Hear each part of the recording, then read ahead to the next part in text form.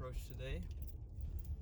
Today's topic is don't let failures stop you from a teacher's point of view. I kind of just want to get into my story of my purpose, of why I became a teacher, the struggles or the setbacks I kind of faced during my first couple of years. The first couple of years of teaching are some of the most challenging years we may know. What kind of resolution that I came up with after my first couple of years of teaching. So, first to start out is finding your purpose. So, it doesn't even have to be teaching, it could be any other purpose. Find your purpose. What is it that you truly want to do? And be honest with yourself, because honesty has just been a huge key with me. It's one of the things that I value the most. Is honesty with others, and honesty, really most importantly, with yourself, because that is what's going to form and shape who you are. Create some kind of connection with who you want to be and what your purpose is set out for. So, why I chose teaching, it first stemmed from college. So, I always wanted to, and I just missed the exit there.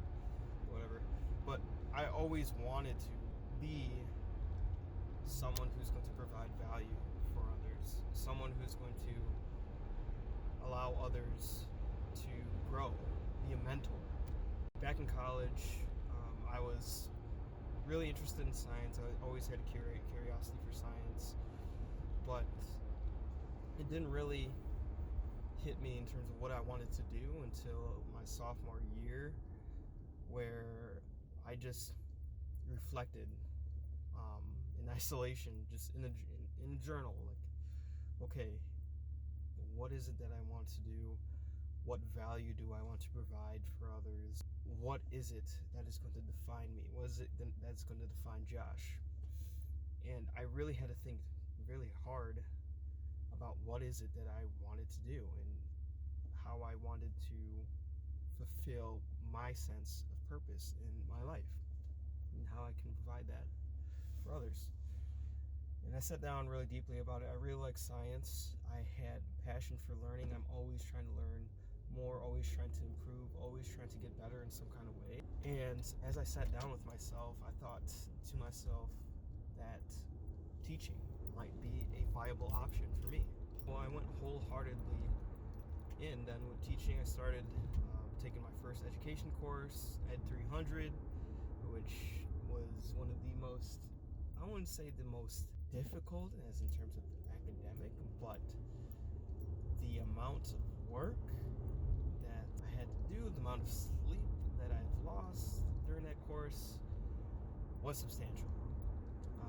But I got through it, I persevered through it. My challenge for you is, if you're not in a job or not in a position that you would like to be in, go ahead and just do some personal reflection, isolated from everyone else, and really just challenge yourself to think about what is it that is going to excite you or get you to be where you want to be. What is it that is going to fulfill you, fulfill your purpose? What is it that's going to give you value? I challenge you to think about that for yourself. And that's what I did, and teaching is one of the things that I challenged myself to come to a conclusion on what I wanted to do. Right now I'm on the way to the car wash. There's nothing more gratifying than a nicely polished and washed car on a Sunday afternoon. I love everything about this car, even though it has 100,000 miles, but it is a Honda, and it still runs smooth as silk. They run smooth as butter. Runs smooth as butter? I don't even know. Literally right after I got washed, the bird just pooped on my car. I was pretty upset.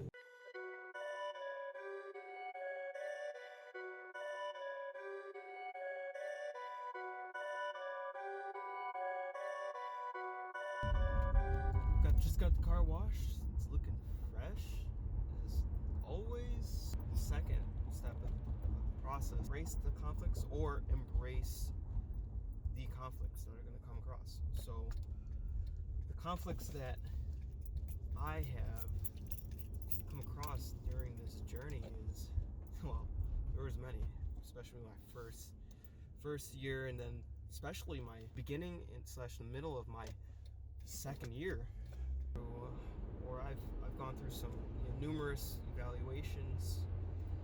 I was terrified, mortally terrified for every evaluation. I felt myself becoming someone who I was not. I felt myself being more of a robot rather than an actual human being, such person that's going to be able to communicate and connect with others. My second year was actually when I started to break down. I started to break down mentally. These evaluations, because I wasn't performing up to standard, and I just didn't know how I could get to that point, and I felt myself a little bit isolated at that point. So that also created a conflict within myself of whether teaching was right for me, because of how I thought that the evaluations had reflected upon who I was as a person. And we are here now at the Best Buy, so we'll continue.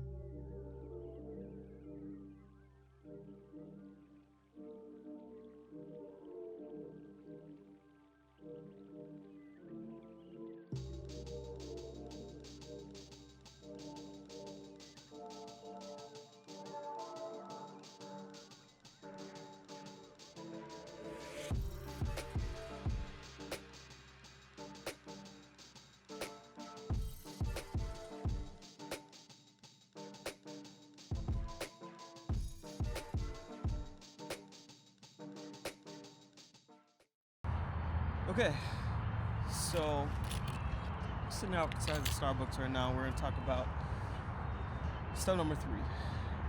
And step number 3 of this process of don't letting failure stop you is reframe and to be relentless.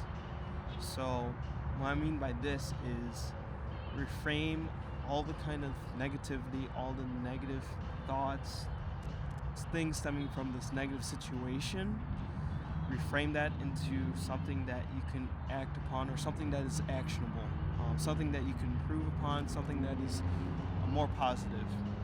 Relating to my experience, when I felt that I was struggling a lot, that I was anxious and I was isolated, especially from those evaluations, that's when I started to see a therapist, because it was just so overwhelming.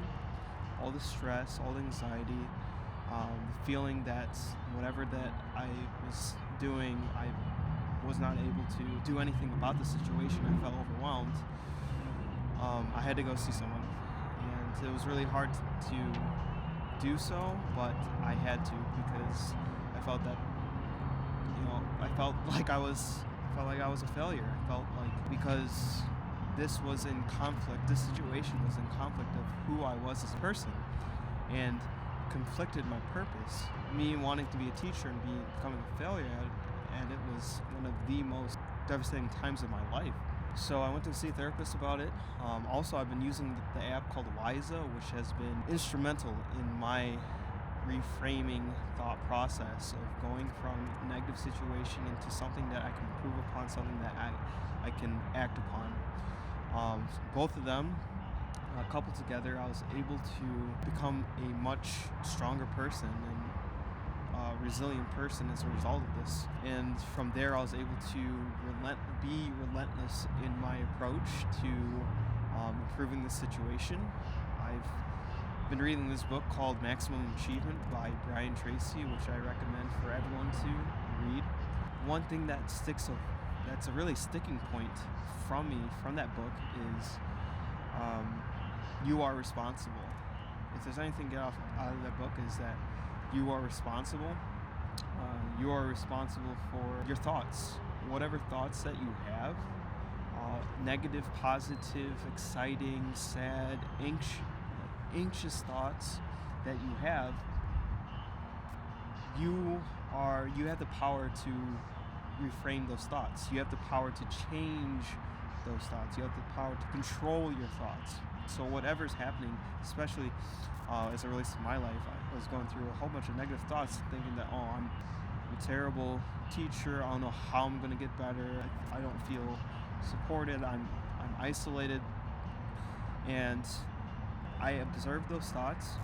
I took a look at it from a perspective other than outside of that perspective, out of that negative perspective. I started asking myself questions such as, is there necessarily enough evidence to say that this is true? Or what would someone else think about me in that situation? Or I just started to just say over and over again that I am responsible. I am responsible. I am responsible. I'm responsible for moving past the situation that I'm currently in. I'm responsible for whatever I'm going to do in the future in order to improve upon the situation. So that's kind of the that's kind of the process that I've gone through in order to overcome something that really contradicted what I wanted to do, my sense of purpose in life. The sticking point of that is just, you're responsible. I'm responsible for moving forward and creating a plan of action that is going to get me out of this negative situation. So, just to recap, don't let failure stop you from doing what you want to do in life.